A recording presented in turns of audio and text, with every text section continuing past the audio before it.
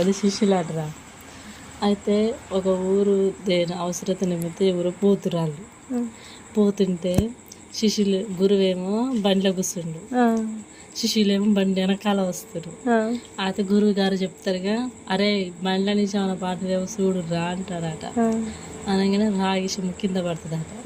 చూస్తారట, ఏం సమాధానం చెప్పకుండా అట్నే నడుచుకుంటూ పోతారట. మళ్ళీ కొద్ది దూరం పోయినాక గురువు గారి శాలువ కింద పడుతుందట.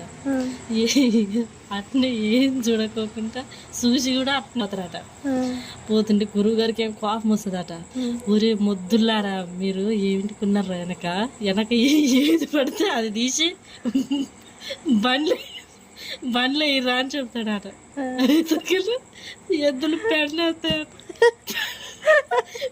తీసి బండ్లకి రాస్తారట పెండ. గురువు గారు